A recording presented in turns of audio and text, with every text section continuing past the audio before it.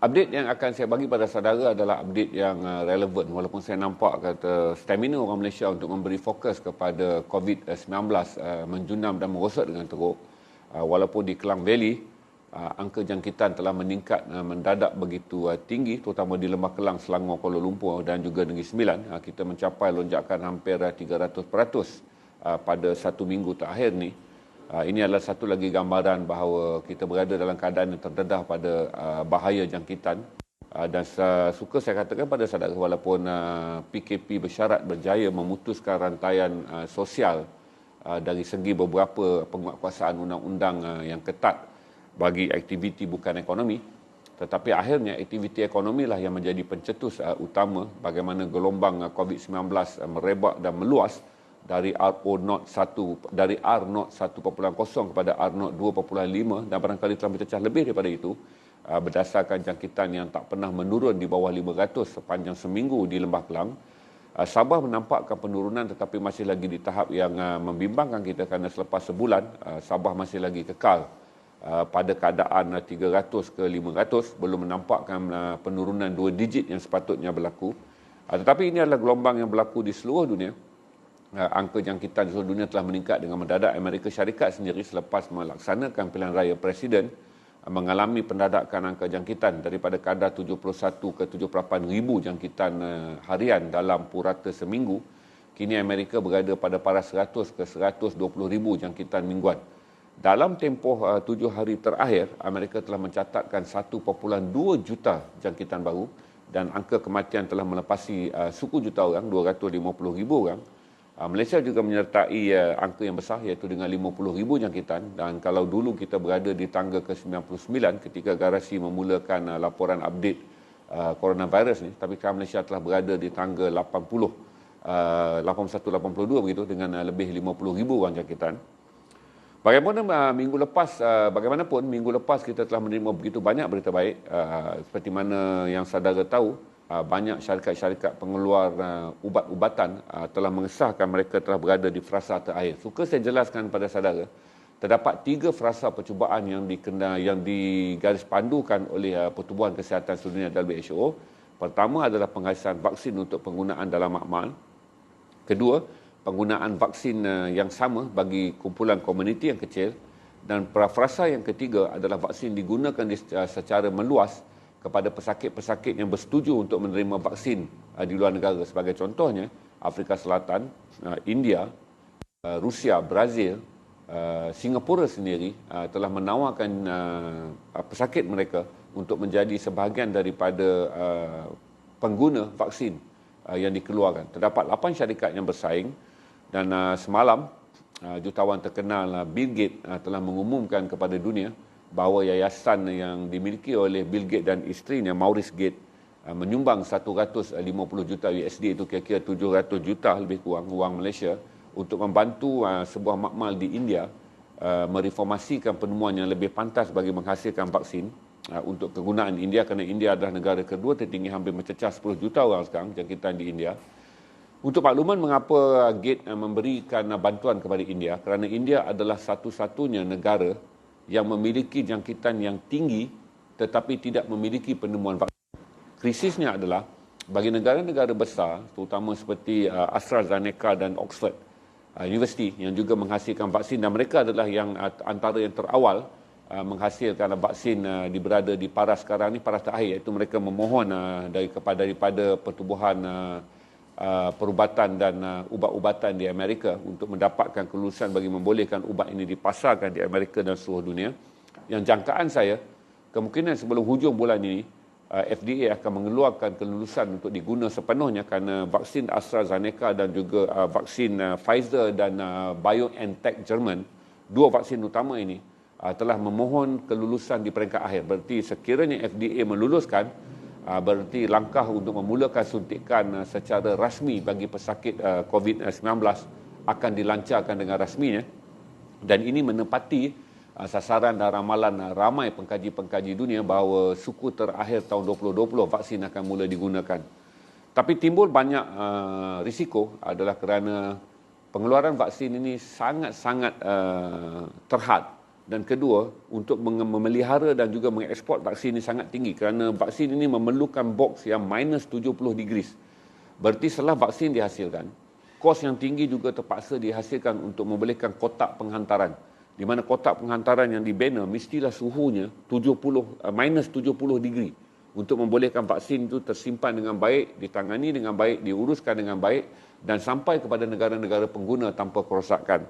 Dalam kes penemuan Oxford University dan juga AstraZeneca, saya fikir fokusnya adalah kepada pelabur utama, iaitu Amerika sendiri akan menggunakan vaksin ini kerana mereka menjangkakan 20 juta suntikan akan dihasilkan pada Disember dan dah pastilah 20 juta suntikan ini hanya untuk rakyat Amerika kerana Amerika memiliki 380 juta rakyat. Kalau sekurang-kurangnya Amerika memerlukan 20% suntikan, berarti kira-kira 64 juta vaksin yang dihasilkan oleh AstraZeneca dan juga Oxford University akan menjadi vaksin yang terbatas di Amerika. Begitu juga vaksin-vaksin yang ditemui oleh syarikat-syarikat yang lain, terutamanya oleh Pfizer dan juga BioNTech Jerman. Pfizer adalah company di Amerika, BioNTech and Jerman adalah di Jerman, berarti ini juga akan menyebabkan kedua-dua vaksin kemungkinan hanya akan digunakan di negara maju Eropah dan juga di Amerika. Dan sekali lagi mendedahkan negara-negara miskin yang sedang menghadapi krisis jangkitan yang tinggi, terutama India yang kini berada di tangga kedua jangkitan yang tinggi, diikuti oleh Brazil di tangga ketiga. Begitu juga Colombia, Argentina, Chile yang kini melepasi angka 1 juta jangkitan akan terdedah kepada krisis sama ada mereka boleh memiliki akses untuk mendapatkan vaksin dalam masa yang pantas. Malaysia menghasilkan perjanjian dengan kerajaan China dan satu company di China yang hari ini mengumumkan iaitu Anhui Zhifei Longcom. Itu salah satu daripada syarikat yang pada awalnya tidak tersenarai pun antara pesaing tetapi kini menjadi antara syarikat daripada China yang paling terkehadapan dalam penghasilan vaksin bersama dengan satu lagi syarikat iaitu Sinovac Biotech. Berarti China memiliki dua syarikat yang terkehadapan yang saya jangka kemungkinan besar mereka juga mampu menghasilkan vaksin untuk digunakan bagi frasa penggunaan awam pada Disember. Ramai yang menulis di Facebook memperlekeh dan mempertikaikan perjanjian kerajaan Malaysia dengan China kerana kita mempunyai skeptism terhadap China dari segi kualiti ubat dan juga ketegangan politik. Jadi saya nasihatkan saudara untuk melihat setiap fakta secara fakta walaupun kita tidak gembira dengan beberapa dasar China terutama kerana mereka adalah punca penyebaran COVID-19 apabila virus yang pertama dikenal pasti di Wuhan pada November 2018 dan kemudian Wuhan dan Hubei menjadi destinasi penyebaran vaksin, penyebaran wabak pandemik pada awalnya. Tetapi kita harus menerima hakikat sekiranya Malaysia ingin menanti untuk menggunakan vaksin made in America ataupun made in Jerman ataupun made in England ataupun made in Russian kerana juga company Rusia juga telah berada dalam fasa akhir untuk melaksanakan vaksin ini, kita mungkin tak dapat menerimanya kecuali pada tahun 2023. Kerana pertama, negara-negara pengeluar ini akan mengutamakan rakyat mereka sendiri dan yang kedua, negara-negara ini akan mengutamakan sekurang-kurangnya 20 negara yang paling kritikal. Sudah tentu Malaysia yang berada di tangga 80 ke atas tidak akan menerima keutamaan daripada penghasil pengeluaran vaksin daripada barat, terutama oleh syarikat-syarikat barat. Walaupun setakat ini dunia bersetuju anggaran kosnya adalah sekitar $20 USD per suntikan, tetapi saudara harus maklum bahawa dalam kajian yang dijalankan oleh semua makmal, setiap individu memerlukan 2 suntikan, berarti menelan kos $40 USD, iaitu satu kitar 170 ke 180 ringgit Malaysia. Dan tentulah angka ini akan ditanggung oleh kerajaan dan akan menelan satu lagi bajet yang besar sekiranya kita menyasarkan sekurang-kurangnya pada suku pertama tahun 2021 iaitu antara Januari dan Mac. Kalau kita menyasarkan 10% rakyat Malaysia menerima suntikan, berarti kita memerlukan 300,000 suntikan bagi kuartal yang pertama. Berdasarkan gelombang jangkitan yang ada, saya fikir syukur Alhamdulillah kalau kita dapat memiliki 300,000 suntikan kerana kita memiliki 10,000 sahaja mereka yang sekarang masih lagi dikategorikan sebagai berpotensi menjangkiti kerana walaupun angka jangkitan 50,000 lebih tetapi 38,000 lebih telah pun pulih, hanya 12,000 sekarang berada dalam keboleh jangkitan dan sekiranya kita melihat zon-zon merah yang kritikal, adalah alhamdulillah sekiranya pada Januari dan Mac Malaysia boleh mendapat bekalan sekurang-kurangnya 300,000 suntikan, 10% daripada jaminan dalam perjanjian COVAX, di mana Malaysia antara negara yang menandatangani perjanjian COVAX, iaitu satu makmal yang ditubuhkan oleh Pertubuhan Kesihatan Dunia WHO.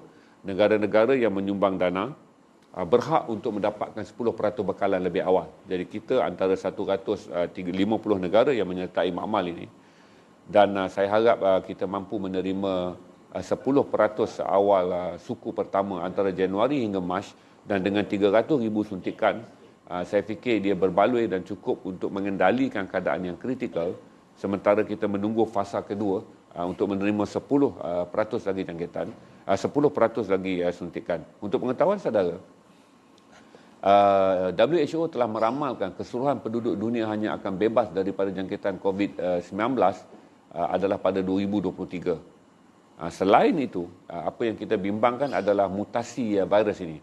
Kita bimbang sekiranya suntikan dijalankan di seluruh dunia pun, tetapi mutasi berlaku seperti saya kata pada saudara, mutasi M64G adalah satu mutasi yang menggemparkan dunia. Apabila gelombang kedua bermula pada bulan Ogos yang lalu, virus yang mula menjangkiti manusia, terutama di Eropah dan juga di Malaysia sendiri, terutama di Sabah, adalah daripada mutasi M64G. Apa yang kita bimbang, sekiranya suntikan itu berlaku ke atas tubuh pesakit, tetapi pada masa yang sama virus ini berjaya bermutasi dan menjadikan vaksin yang sedia ada adalah vaksin yang tidak boleh menangani kekuatan kuman baru. Untuk makluman saudara juga, perkara ini berlaku kepada suntikan cacar. Walaupun suntikan cacar diperkenalkan pada tahun 30-an, 40-an, dan kemudian Malaysia mengamalkannya secara meluas pada tahun 60-an, dan hampir semua pelajar sekolah diwajibkan melalui suntikan ini pada tahun 70-an, tetapi cacar juga berjaya bermutasi 50 tahun kemudian, apabila cacar yang ada sekarang yang merebak di negara-negara Afrika adalah kuman cacar yang kalis kepada vaksin yang pernah kita suntik. Tapi kita berdoa kepada Allah SWT supaya vaksin yang dihasilkan dalam tempoh 12 bulan selepas COVID-19 hampir melumpuhkan semua negara dunia dari segi ekonomi dan juga perhubungan dan komunikasi serta kehidupan sosial. Kita berharap vaksin yang dihasilkan oleh 6 dan 8 makmal terbesar ini apabila mula dipasarkan di Amerika pada Disember dan negara-negara lain pada Januari hingga Mac nanti, mampu menangani virus ini. Dan kita berdoa pada Allah bahawa virus COVID-19 tidak mampu bermutasi dan akhirnya alah kepada vaksin yang digunakan. Berapa angka kita ada sekarang, Amin? Okey, 355. Untuk wanita yang menanti jin, sila masuk, kerana hari ini saudara dapat lihat semua jin berwarna biru. Kami menyediakan dari saiz 27 hingga 32, 50 pasang ya. Dan biru, dan saya dah select bahawa kami tak akan ambil jin season biru saja, dan saya akan menjualnya dengan combo 200 kerana dia berkualiti, dan biru kami mengeluarkan semua warna yang bukan biru bagi memastikan pembeli hari ini menikmati jeans dalam grade A untuk wanita, dan kami jualnya pada harga RM100 berbanding RM80 yang dulunya jeans adalah campuran. 90% daripada desain yang ada adalah stretchable. Saudara boleh lihat ni stretchable, bererti yang dikejar oleh wanita masa kini. Stretchable. Jadi ini yang akan saya naikkan nanti selepas kita berkongsi sedikit mengenai kematian dan juga kebuluran di Afrika. Kuliah kita pendek je hari ini. Saya akan mengambil beberapa pengalaman saya berjalan di Afrika untuk melihat kebuluran pada tahun 2005 dan 2008. Mohsin sedang bersedia untuk berkongsi pada anda gambar-gambar untuk saudara semua ambil maklum. Begini. Untuk pengetahuan saudara, 10 juta rakyat Afrika, di seluruh Afrika, 10 juta mati setiap setahun secara konsisten sejak 20 tahun yang dahulu disebabkan oleh penyakit yang berasaskan kepada air, minuman tercemar. Ini satu kadar kematian yang tinggi. Kemudian datang kebuluran di banyak negara di Afrika, sama ada Sub-Sahara. Negara Sub-Sahara ini adalah banyak negara-negara Islam yang miskin, antaranya adalah Niger, Chad, Nigeria, Mali, Malawi. Ini antara negara-negara yang kritikal. Kemudian kita pergi pula kepada negara seperti Somalia, Somaliland, Ethiopia, Djibouti, Eritrea yang juga mengalami kebuluran. Dan saya jelaskan kepada saudara, sebahagian daripada kebuluran berpunca daripada peperangan, terutama di Somalia. Tetapi pada sebenarnya untuk saudara tahu, kebuluran bermula di Afrika adalah pada tahun 80-an apabila El Nino yang pertama melanda. Ramai orang menganggap Afrika mengalami kebuluran kerana perang. Itu adalah salah sama sekali. Perang hanyalah penyebab keberlangsungan saja. Tapi asasnya pada tahun 80-an Afrika telah pun dilanda kebuluran yang teruk apabila El Nino yang pertama dikenal pasti. Apabila seorang nelayan di Spanyol melihat satu perubahan yang sangat aneh di laut, maka dia menyebutnya sebagai El Nino, awan hitam yang menakutkan. Dan sejak itulah perkataan El Nino diguna pakai. Iaitu apabila suhu dunia berubah, di mana gelombang daripada lautan menghasilkan wak panas yang panjang, menyebabkan negara-negara di Afrika mengalami musim kemarau yang mematikan tumbuhan mereka. Apabila hasil tuaian petani di Afrika musnah sama sekali, berarti Afrika yang selama ini bukan sahaja mengeluarkan makanan untuk ekonomi sara diri, tetapi Afrika juga mengeluarkan makanan sebagai ekspor utama mereka ke luar negara, menyebabkan oleh kerana kemiskinan mereka tak dapat mengimport makanan dari luar kerana mereka miskin. Dan yang kedua, apabila kemarau panjang melanda akibat El Nino, kebuluran berlaku kerana stok makanan domestik habis apabila pohon-pohon yang ditanam dan tanaman-tanaman yang ditanam mati akibat kemarau panjang El Nino.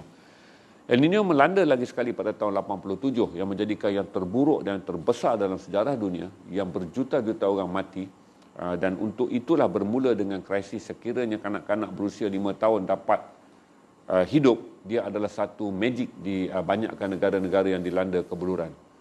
Satu adalah kerana apabila kebuluran berlaku, ibu-ibu tidak dapat makanan yang cukup dan tidak mendapat khasiat ketika menghamilkan bayi mereka. Apabila bayi dilahirkan pula, bayi-bayi terdedah kepada kekurangan zat makanan nutrisi, dan pada waktu itu kebuluran datang sekali dengan kepapaan dan kemiskinan. Berarti bayi tidak dapat menyusu kerana tubuh ibunya sendiri tidak dapat menghasilkan susu yang bagus. Yang kedua, apabila negara ini jatuh dalam kemiskinan, ramai orang menjadi pelarian, meninggalkan kampung halaman yang tidak mempunyai makanan dan bergerak untuk berkumpul di satu tempat yang makanan tiba dan diagihkan secara mudah kerana Afrika penduduknya duduk dalam berterabur. Apabila mereka tahu di satu-satu kawasan misi kemanusiaan dijalankan, semua orang berjalan kaki dan berkampung di kawasan yang berdekatan dengan bekalan makanan untuk mendapatkan makanan dengan mudah. Ini menyebabkan mereka tinggal di kemah-kemah pelarian dan akhirnya walaupun ada akses makanan yang terhad, tetapi tiada akses perubatan. Penyakit berjangkit merebak dengan pantas kerana sistem kebersihan tidak dapat dilaksanakan apabila pelarian berkumpul. Berarti pembuangan najis, sisa buangan bekalan air apa semua akan terdedah dan ramai yang mati. Ketika saya melawat kemah pelarian Somalia, ada 2 juta pelarian Somalia di Eritrea, di Ethiopia. Untuk makluman saudara, kematian kanak-kanak adalah berita yang tersiar secara harian adalah biasa. Dia bukan saja menelan angka ratusan tapi ribuan kanak-kanak mati. Dan kematian kanak-kanak telah pun dianggap sebagai kematian biasa. Sebagai contoh, kalau saudara pernah mendengar cerita daripada seorang sukarelawan Malaysia yang bertugas dengan Islamic Relief Antarabangsa yang pernah berada di Somalia, setiap ibu yang kematian anaknya menganggap itu adalah rahmat kerana anaknya kini dijaga dan dipelihara oleh Allah. Kerana Somalia, pelariannya hampir 95% adalah Muslim. Di Somalia, masyarakat Islam hampir 99%. Ketika saya sampai di Ethiopia, walaupun Ethiopia adalah negara yang bercampur, iaitu kira-kira 45% Islam, 45% adalah Kristian, manakala baki 10% adalah mereka yang mengamalkan pagan ataupun agama nenek moyang.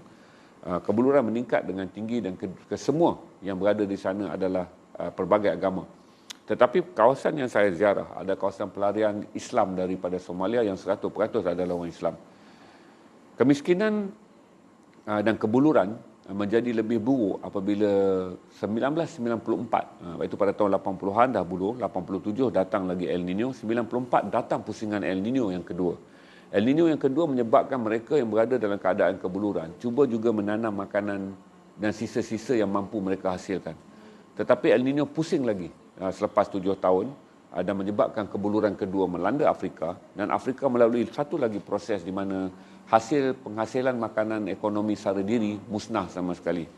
Saya berkongsi dengan saudara cerita-cerita begini bukanlah suruh saudara menderma atau apa, itu terpulang pada saudara. Cuma saya kongsikan pada saudara untuk faham apabila COVID-19 melanda dunia, apa yang menjadi lebih buruk adalah kerana negara-negara maju yang selama ini menyumbang dana yang besar kepada pertubuhan makanan sedunia, World Food Bank, di mana selama ini negara-negara maju menyumbangkan wang, dan wang ini digunakan oleh Pertubuhan Bangsa-Bangsa Bersatu melalui World Food Bank ni untuk diedarkan ke negara miskin, telah mengalami kemerosotan dana.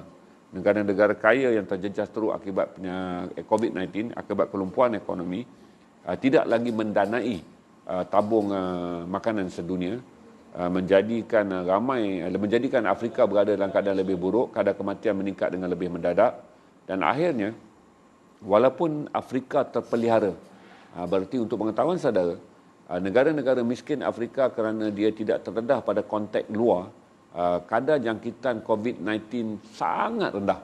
Tetapi pada masa yang sama, krisis kebuluran menjadi lebih teruk disebabkan oleh dua perkara. Apabila negara-negara maju tidak membekalkan wang, berarti had makanan yang disumbangkan oleh kerajaan dunia kepada pelarian dan juga mereka yang berada dalam kebuluran di benua Afrika merosot dengan teruk. Yang kedua, apabila negara-negara maju tidak lagi mendanai pertubuhan kesihatan sedunia dan dana yang dikeluarkan lebih banyak untuk merawat COVID-19, berarti penyakit-penyakit berjangkit seperti malaria, seperti cacar dan juga jangkitan akibat pencemaran minuman menyebabkan kadar kematian di Afrika, di negara-negara miskin yang walaupun tidak dilanda oleh COVID-19 tetapi mengalami krisis kematian dan juga krisis ekonomi yang lebih teruk kerana kekurangan makanan dan perubatan. Waktu saya sampai, saya cerita pada saudara, oleh kerana orang miskin, 9 juta daripada umat Islam di Ethiopia tidak memiliki rumah dan tinggal di jalanan.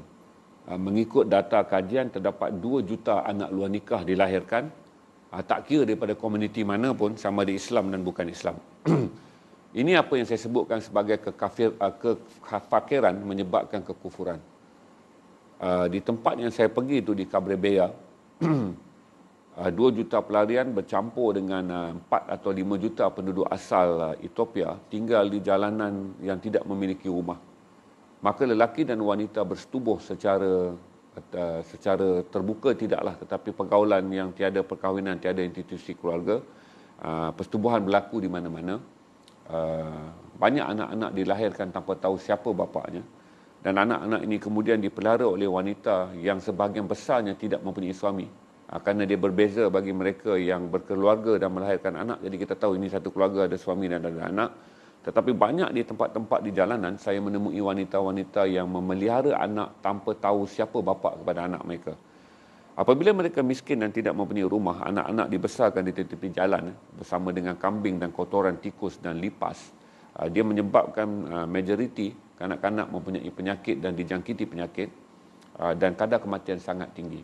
Ini yang saya boleh gambarkan kepada saudara, bagaimana saudara akan terkejut mendengar bahawa selain daripada kemiskinan, selain daripada kebuluran, selain daripada menjadi pelarian, zina adalah perkara yang paling penting, perkara yang paling buruk berlaku di kalangan mereka yang menjadi pelarian dan hidup dalam keadaan kepapaan. 2 juta kanak-kanak pada saya pergi itu adalah anggaran Pertubuhan Bangsa Bersatu. Dengan menggambarkan 2 juta kanak-kanak dilahirkan tanpa pernikahan yang sah. Berarti ini mengambil kira pelbagai agama. Tetapi oleh kerana kawasan Kabre Beya adalah majoritinya Muslim berbanding pelarian-pelarian yang berada di kawasan yang lain. Kerana Kabre Beya adalah sempadan dengan Somalia, jadi yang datang adalah umat Islam Somalia. Jadi saya dapat melihatlah ibu-ibu dan juga anak-anak luar nikah. Bila malam tuan-tuan, mereka akan tidur di tepi-tepi jalan dan di atas divider jalan yang dibangunkan dengan tanah merah atau tanah turap. Saudara bayangkanlah tanah merah yang kotor atas jalan tanpa mempunyai alas apa-apa, hanya biasanya wanita lelaki tidur tanpa alas, tetapi kanak-kanak mungkin beralas sedikit kain dan tidur pada udara malam yang terdedah, dengan tidak memiliki minuman dan makanan, kerana apabila orang itu tidak berumah, saudara, mereka tidak ada pinggan, mangkuk, semua tak ada. Anak-anak mereka minum dengan apa yang ada saja, menyebabkan, dan kedua bekalan air susah, berarti kebersihan untuk memandikan anak, untuk membasuh peralatan yang digunakan oleh anak-anak adalah sukar. Kalau saudara lihat visual yang ditunjukkan oleh Mahfuz mengenai kotornya air yang diambil daripada sungai yang digunakan, dan air itulah yang digunakan untuk minuman pelarian. Jadi saudara bayangkan kanak-kanak di bawah usia 5 tahun minum daripada air sungai yang keruh, yang hitam. Saya cerita kepada saudara satu pengalaman saya. Saya sampai di sebuah pekan sebelum menuju ke Cabrera, yang 100%, yang 50% Islam dan 50% Kristian. Oleh kerana pagi, di sana kamera tak boleh diangkat secara berleluasa kerana wanita Islam menganggap bergambar adalah haram. Jadi angkat kamera ni dan kita orang luar melalui satu bandar yang mereka tak pernah menerima orang luar dengan banyak, kerana bandar-bandar pelarian tak ada pelancongan, saudara. Yang ada hanyalah sukarelawan. Saya berhenti depan tu dan saya nampak satu lopak air di tengah jalan. Dia ni jalan lama, tuan-tuan. Itu kiri kanan dia adalah kedai yang dibangunkan daripada tanah liat. Kiri kanan jalan. Kemudian ada lopak-lopak air. Orang yang paling kaya adalah orang yang memiliki lembu dan orang yang memiliki lembu, kerana lembu akan menarik pedati. Setiap kali lembu atau kaldai menarik pedati dan letih, dia berhenti dan dia akan jilat air dalam lopak. Lopak tu ada 2-3 je tepi jalan. Dan lopak yang samalah. Kemudiannya kanak-kanak datang cedok air. Kemudiannya cuba menyaringnya dengan sebersih, mungkin dah minum. Dan lopak yang samalah air itu dibawa pulang ke rumah kerana mereka tak mampu berjalan berkilo-kilometer untuk mendapat sumber air dari sungai. Kerana apabila kanak-kanak dahaga, air yang ada di rumah sangat terbatas dan mereka bermain di luar rumah. Apa yang mereka minum adalah daripada lopak yang sama yang digunakan oleh kaldai, yang digunakan oleh lembu yang menarik pedati. Kerana di bandar yang saya pergi itu tak sebiji pun kenderaan saya lihat. Saya tak nampak motor dan juga saya tak nampak kereta. Orang yang paling kaya yang membuka syarikat elektronik yang menjual plug apa semua ni, dia ada juga sebahagian daripada penduduk tu mampu menggunakan plug. Dia juga menjualkan paku dan ensel untuk mereka nak buat rumah-rumah yang miskin ni. Orang yang paling kaya tu pun hanya memiliki 2 ekor lembu yang menarik pedati.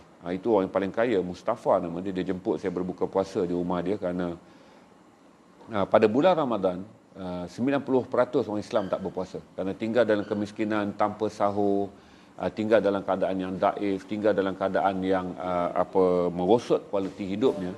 Orang tak berpuasa. Jadi kita boleh berjumpa dan di tepi-tepi jalan orang makan dan minum. Apabila saya ingin dijemput untuk berbuka puasa di rumah seorang yang agak berada, Mustafa ni, kerana dia mampu menyediakan saya daging dan juga tembikai berwarna kuning, tembikai kuning tu. Dia dapat beli kerana apabila tanaman musnah, harga buah-buahan sangat mahal. Dapat makan tembikai ni, saudara, sama kayanya seperti kita dapat makan buah apa saya tak boleh bayang lah kot, tapi bukan buah-buah biasa lah untuk makan tembikai. Jadi tembikai ni disembunyikan dan kami ni diberi makan tembikai ketika Mustafa dan keluarganya agak besar. Tetapi tembikai itu dipotong dan diutamakan kepada tetamu kerana tembikai kuning ni dianggap adalah buah yang paling mewah yang boleh dimiliki oleh mana-mana keluarga dan dianggap sebagai sajian yang sangat mewah kepada tamu yang diraikan. Saya jelaskan juga pada saudara, pada sebelah petang, kerana saya pernah cerita pada saudara, kalau saya tidur di sebuah kilang yang telah ditutup. Kemudian saya tak puasa sebab saya lupa bersahur, saya tak puasa. Jadi saya ambil jagung yang saya beli pada sebelah petang kerana besoknya tu adalah Ramadan yang pertama. Jadi saya sampai tu nak shoot bulan Ramadan kerana saya kena shoot awal Ramadan, balik ke Kuala Lumpur, edit dan siarkan dalam majalah 3 siaran Hari Raya 2005. Bila saya tak puasa, saya buka jagung makan. Jagung tu dah basi dan tak sedap, saya baling jagung. Bila baling ke beranda bangunan kilang tu, dia tak masuk dalam bakul sampah kecil, dia melantun dan jatuh ke bawah. Kemudian saya dengar orang menjerit, wow, macam bergaduh. Saya lari di beranda saya tu tingkat 3 atau tingkat 4. Saya nampak kanak-kanak sedang bertumbuk, berpukul-pukul dan saya nampak seorang kanak-kanak perempuan sedang memeluk sesuatu. Jadi saya menjerit dan mereka tak faham bahasa kerana walaupun mereka boleh bertutur dalam sedikit bahasa Arab, tetapi sebahagiannya menggunakan bahasa mereka sendiri. Menjadikan saya lari ke bawah dan cuba meleraikan. Bila saya lerai tu, budak perempuan yang masih memegang sisa jagung yang saya baling tu, pecah habis semua mulut dia belakang dia sebab dipukul oleh budak-budak lelaki yang berebut makanan. Kemudian cara saya nak meleraikan budak-budak tersebut, saya bercakap dengan jurubahasa, saya suruh beritahu pada budak-budak tersebut pada pukul 6 petang, maksudnya saya tahu mereka tak puasa, tapi mustahil lah saya nak belanja mereka makan pada waktu matahari baru terbit pagi kan, baru lepas duha je. Saya kata datang petang.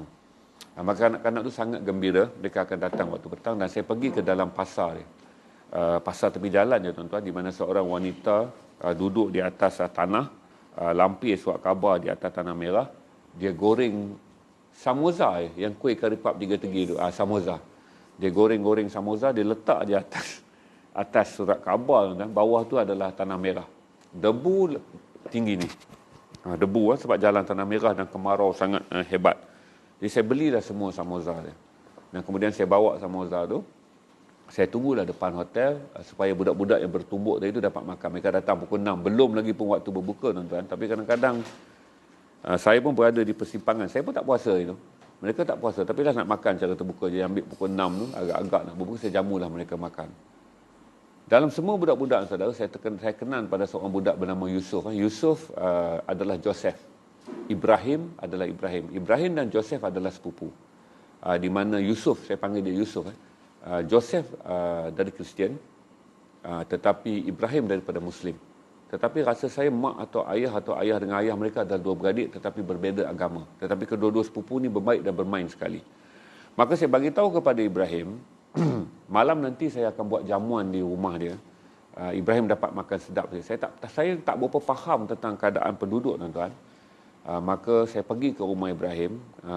Pada waktu lepas berbuka tu masih lagi cerah lah. Bukan buka lepas makan. Tak berbuka pun sebab tunggu petang sikit je menghormati Ramadan. Saya nak pergi malam agak-agak lewat sikit saya nak makan. Jadi saya tanya jurubahasa saya tu seorang Kristian. Dia pelajar universiti yang bercuti. Kemudian balik, dia bekerja di kilang tu sebagai pengurus hotel. Sebenarnya saya je yang menyewa kat kilang tu pun, bukan hotel pun. Dia bawa dan dia perkenalkan saya pada keluarga Ibrahim, kerana keluarga Ibrahim Muslim. Tetapi ingat, Ibrahim dan Joseph adalah sepupu, yang saya panggil Yusuf. Saya kata pada keluarga Ibrahim, apakah makanan yang mereka teringin nak makan? Dia kata dia tak tahu nama makanan tu, tetapi dia kata setiap kali hotel yang kilang tu, yang diubah suai jadi hotel tu, masak, dia kata bau tu datang ke kampung dia selama bertahun-tahun, tapi dia tak pernah tahu apa masakan tu. Saya rasa tersentuh lah. Dia kata dia teringin nak makan. Dia kata macam bau bawang banyak. Saya patah balik ke hotel dan saya bertanya dengan jurubahasa saya tu, apa yang hotel ni masak? Rupanya saudara adalah daging kambing rincik. Daging kambing yang dipotong sampai hancur, halus tu. Macam kita buat inti karipap tu. Kemudian dirincikkan sekali dengan kentang. Kemudian dirincikkan sekali dengan tomato. Dan dia dimakan dengan tepung yang dibuat seperti roti. Tapi roti dia kering, tak macam capati. Tapi adalah roti yang dibuat pada tepung. Jadi kita macam roti Arab tu. Maka saya kata pada hotel tu, masaklah stok yang ada dalam peti ais, semuanya. Roti semuanya, saya akan beli. Dan kemudian saya akan bawa pergi ke rumah Ibrahim, supaya keluarganya dapat bersahur walaupun pukul 8 lebih. Kerana saya tak boleh bergerak lebih pada waktu malam kerana ancaman bahaya. Saudara tahu tak, $100 US saya tukar, duit saya adalah satu beg. Penuh post bag ni duit saya. Tukar $100 je. Jadi penunjuk jalan saya dan jurubahasa saya ni kata, bahaya Zainal, bila anda membawa 6,000 USD. 100 USD anda tukar pun dah penuh beg. Tapi nak beli barang, nak beli ayam, macam gitu bayar dia. Nak beli ikan, begitu bayar dia sebab ekonomi mereka sangat rendah. Jadi saya tak boleh bergerak malam. Pada waktu sekitar Isyak tu masih selamat untuk bergerak. Jadi saya bawa. Dan akhirnya satu kampung datang, tuan-tuan.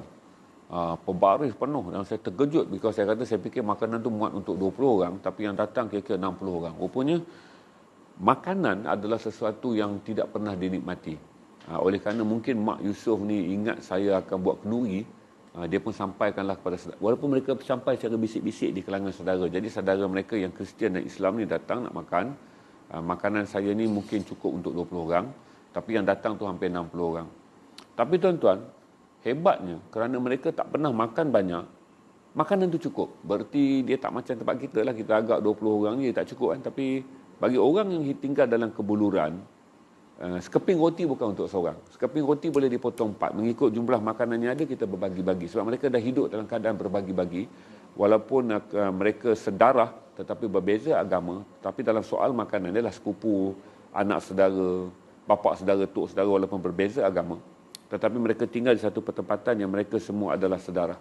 Jadi itu pertama kali saya lihat, kerana saya bimbang makanan yang 20 orang tu. Saya kata, alamak, ini 60 orang semua datang, family dia Islam dan Kristian berkumpul kerana nak makan makanan yang bertahun-tahun dia hidu dari. Itu perkataan yang saya ingat, sebab cara ibu dia bercakap dalam menggunakan bahasa tempatan, mata dia merah. Dia kata bertahun-tahun dia kata dia menghidu bau tu apabila ada tamu datang dekat hotel tu. Bau tu dimasak di tempat kelang, bukanlah hotel, kelang yang diubah suai jadi tempat penginapan pelancong, sebab tak ada pelancong mau pergi kecuali sukarelawan Itali yang banyak singgah di situ. Jadi saya membagi. Dan saya tanya kepada Ibrahim, Yusuf, apa yang kamu ingin makan? Dia tunjuk dekat bilik hotel tu, saudara, adalah minuman dalam botol lah. Saya tukar duit Malaysia, saya rasa dia jatuh dalam 6 sen, saya ingat lupa. Tapi nak kena bayar dengan wang kertas yang tebal lah. Jadi saya belilah semua minuman tu, dan selagi ada di hotel tu bawa diminum. Dia hanyalah jus yang kalau kita buka, saudara, dia adalah air yang langsung tak sama lah dengan standard minuman botol di tempat kita, dalam botol plastik. Dan saya dapat lihatlah muka Ibrahim tu hampir menangis lah kan, bila saya beli semua benda tu. Dia tak ada rack, dia kena peluk dan bawa balik ke majlis yang saya akan aturkan dengan makan malam sekali tu. Dan itu memberi gambaran bagaimana seorang kanak-kanak lelaki berusia 14 tahun menyimpan impian daripada kecil dengan melihat minuman tu. Dia kata sebelum tu dia lihat orang-orang Itali yang jadi sukarelawan yang tidur di hotel tu, sebelum mereka keluar, mereka akan bawa rek minuman tu banyak dan dia orang buka dan minum.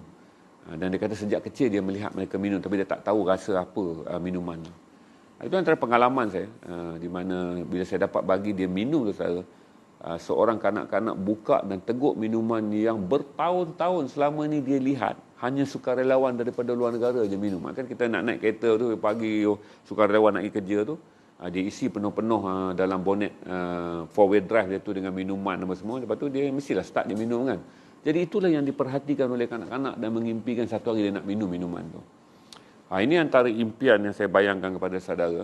Apa yang diimpikan oleh orang-orang yang tinggal dalam kebuluran, seorang kanak-kanak mengimpikan untuk minum satu minuman yang sejak kecil dia lihat orang-orang yang datang menginap di kilang sokol hotel tu, dan bagaimana orang miskin menghidu bau makanan selama bertahun-tahun yang dimasak di dapur sokol hotel tu, di mana baunya dibawa ke kampung mereka. Rumah-rumah mereka tuan-tuan tidak dibina dengan rumah, dia hanyalah ranting-ranting kayu yang dipasang, kemudian dia ambil tanah pada musim hujan, dia salut pada kayu tu. Jadi rumah dia dibina daripada selut. Bulatan itu saya rasa cukup untuk ibu bapa tidur luar. Pasal masa saya nak balik, saya tanya Ibrahim, dia orang akan tidur di luar. Berarti mereka akan tidur di atas lantai di luar dan berbumbungkan langit je. Kerana bahagian rumah yang dibina tu, sebab kampung tu kecil dan rumah tu banyak, setiap orang hanya boleh membina rumah yang muat untuk 2 orang je, untuk ibu bapa dan bayi kecil. Itu bagi mereka yang berkampung. Kalau pelarian tu, dia tidur di jalan-jalan je. Itu saja perkongsian saya pada saudara untuk kita mengingati betapa Allah telah bagi kita banyak kerahmatan. Impian anak kita mungkin nak tukar PlayStation, nak tukar handphone, dan kita bersedih kerana nak tukar handphone J5 kepada iPhone.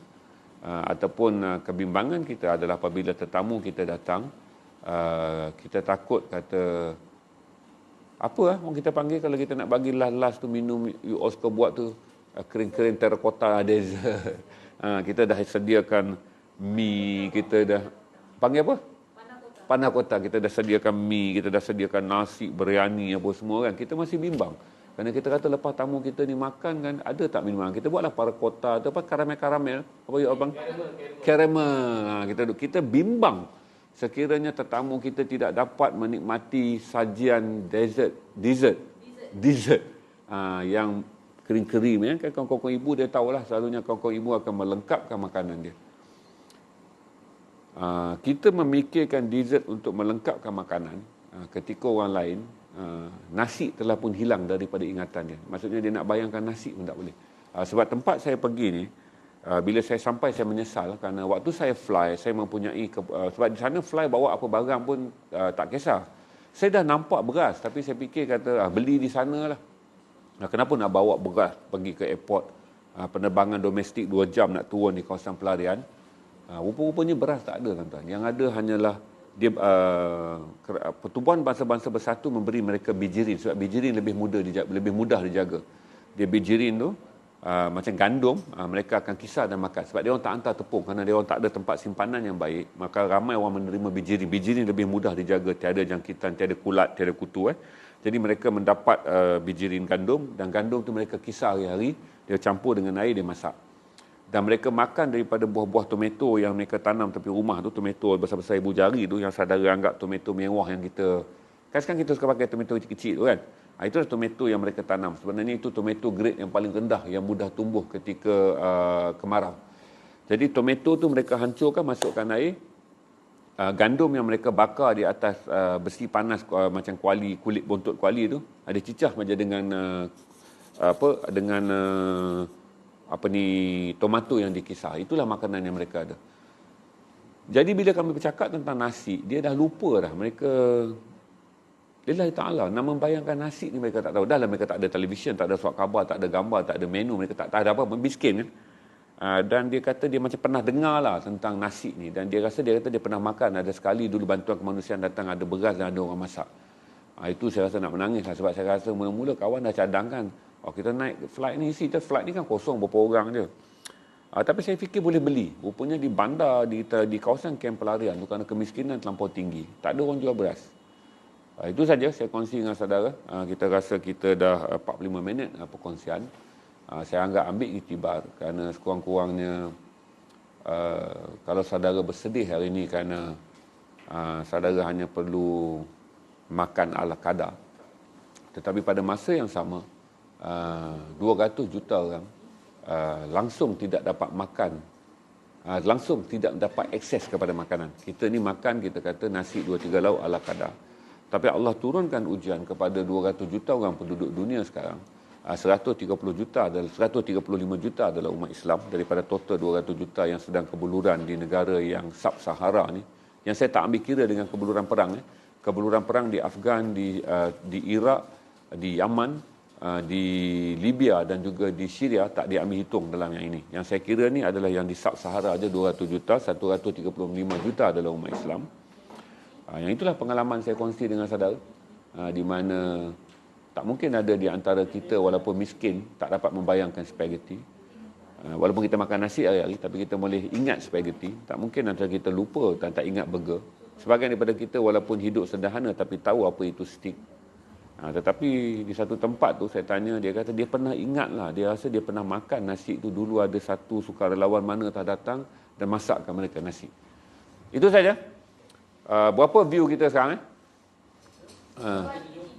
437. Saya akan terus saja. Terima kasih pada saudara yang menerima. Ada jawapan soalan tak? Ya. Kalau saya boleh pergi.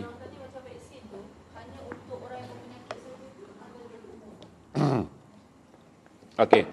Kalau mengikut di Malaysia, vaksin akan diberikan kepada mereka yang dianggap sebagai kumpulan berisiko. Saudara harus ingat fungsi vaksin. Vaksin ni fungsi dia berbeza daripada ubat. Vaksin ni biasanya kita suntik dia untuk mencegah kita daripada jangkitan. Berarti katalah saya ambil contoh, Kelang Valley, Sabah, Kuching yang kini zon merah, Kulim yang masih lagi PKPB. Berarti kawasan-kawasan berisiko inilah yang akan suntik dulu. Penduduk sekitar terdedah pada jangkitan. Kuala Lumpur. Kemudian di zon-zon hijau mereka akan menerima lebih terkemudian. Kerana vaksin sifat dia bukan suntik kepada yang kena terus baik. Dia lebih efisien kepada mereka yang dijangkiti. Kerana dia bersifat vaksin, iaitu apa yang disebut sebagai imun, iaitu menghasilkan sistem imuniti dalam tubuh untuk melawan penyakit. Bagi mereka yang telah dijangkiti, saya tak fikir vaksin begitu efisien. Kerana vaksin lebih kepada mereka yang belum dijangkiti dan melindungi mereka daripada jangkitan. Yang bergejala saya rasa mungkin efisien. Yang tak bergejala berarti mereka dijangkiti tapi belum ada bergejala, mungkin vaksin akan berkesan. Tapi secara keseluruhannya 2023 jangkaan pertubuhan kesihatan sedunia sekiranya vaksin mula dihasilkan pada Disember ni, 2023 barulah rantaian boleh diputuskan dengan menggunakan vaksin. Berarti rantaian sekarang diputuskan dengan undang-undang dengan macam-macam negara. Untuk pengetahuan saudara, Eropah pun dah banyak lockdown, Perancis juga buat lockdown, Portugal buat lockdown. Tetapi perkara itu akan terus diteruskan kerana sementara nak menanti vaksin boleh diakses oleh penduduk seluruh dunia. Saya percaya akan berlaku politik jahat dalam vaksin, di mana negara-negara maju yang syarikat tersebut adalah milik negara tersebut, ataupun syarikat tersebut beroperasi di negara tersebut dan negara tersebut boleh menawarkan harga yang lebih tinggi. Ini saya kata jangan pelekehkan apabila kita sign agreement dengan China.